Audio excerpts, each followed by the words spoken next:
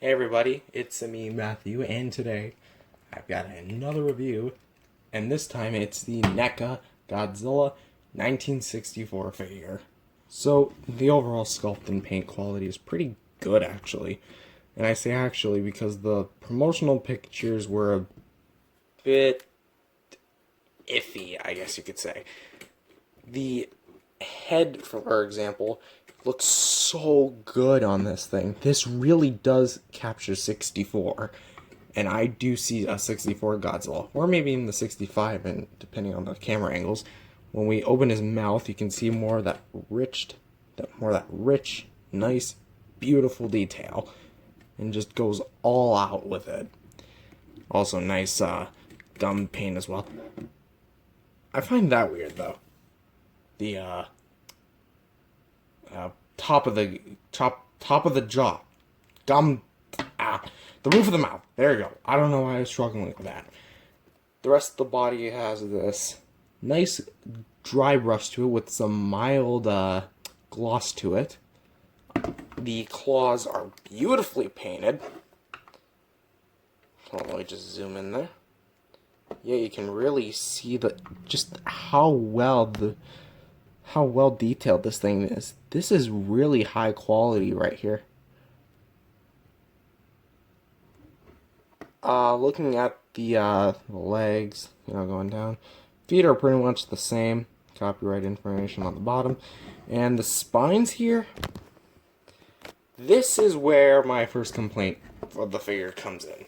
The shape of the spines. See, 64 has this certain spine shape that, while the spines aren't necessarily big, the spine shape is, like small, medium, the largest, then goes back to small, then goes to the rest of the tail. Here, it's mainly this dorsal fin that kind of grinds my gears a little bit. See, this gap right here should actually be more towards the center of the top, and it makes it look like the spine is actually kind of pointed backward. So I actually have an example of what that should look like. If we take a look at the NES Godzilla, which I know it's big spine, yes, but this is exactly what I'm talking about. A small, medium, big, medium, small, and then goes to smaller. But I'm talking about overall spine shape. This, in my opinion, looks really close to a 64 spine almost. Maybe just shrink it down a little bit. Basically what I'm trying to say is, if this type of spine shape was on this one, it would look so good. And moving to the tail, we got some pretty good paint on it as well. There's not a whole lot to talk about. Rough side really reminds me of the suit. So really there's not much to talk about because Godzilla is kind of a plain color, it's mostly just grays, and there's certain parts like the spines, nails, and mouth that really stand out amongst Godzilla. So yeah, NECA did the best that they could, and I applaud them for that. Poseability time. And if you've seen a whole ton of, if you already know what a NECA Godzilla is, I'm just going to go over it briefly because I'm pretty sure you know what a NECA Godzilla is at this point. So, what do we have? We have dual ball joints in the system. In the neck. Dual ball joint system in the neck, that is. Up about that far, down about that far. Jaw moves up and down. Kind of reminds me of the 85 Godzilla prototype where it's really small. Arms can go pretty wide. They can go that far down. Elbow goes in and out, and a little bit of side to side. The wrist, same thing, a little side to side. Fingers can clamp in. Seems like a little trend with the NECA Godzilla Showa figures. Waist. At first, I thought this was a useless joint, but if you really pull on the front piece, I'm really shaking my table. You can actually get it to crouch pretty far. You can get some really nice poses out of this thing. Yeah, I'm gonna stop that. For the legs, spread about that far. close in. The legs can bend. The feet can swivel and pivot.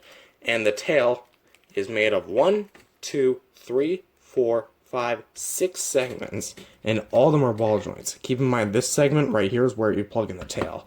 And also, okay, I just kicked over a water bottle. Get ready, Godzilla vs. Hedorah fans. He can do it. That's right, he can curl up like a shrimp. But sadly, he can't grab his tail because it's not long enough or posable enough to actually do it. So this is the closest thing you're gonna get. So overall, pretty good posability. If you know what a NECA Godzilla's articulation is, then that's pretty much all you need to know. So not being an atomic blast Godzilla, you would think this figure would come in no accessories, right? Wrong. This figure comes with a beam effect, which, may I just say, it's useless for me. I know I'm gonna get hate, but it's kind of a quality control issue because apparently what you're supposed to do is like this little edge right there. It's supposed to go on top of the mouth, and you're just supposed to plug it in. So I push as hard as I can. I can get it to rest, but like I can't get it to click. Okay, now it wants to make a liar out of me. Okay, there you go. So what I'm trying to say is it's a very loose fit, and it doesn't plug into anything. Even if I do it this way, it doesn't plug into anything. So like, in fact, it shoots the beam all the way down, which is kind of strange. But something pretty cool about this beam is actually going to get it. It's pretty much a redone version of the NECA Godzilla 2001 beam.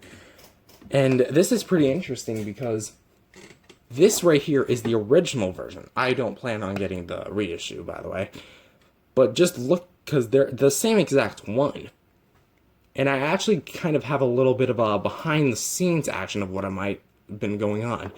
See, a long time ago, I messaged NECA about, like, the possibility of a breath effect with the 64.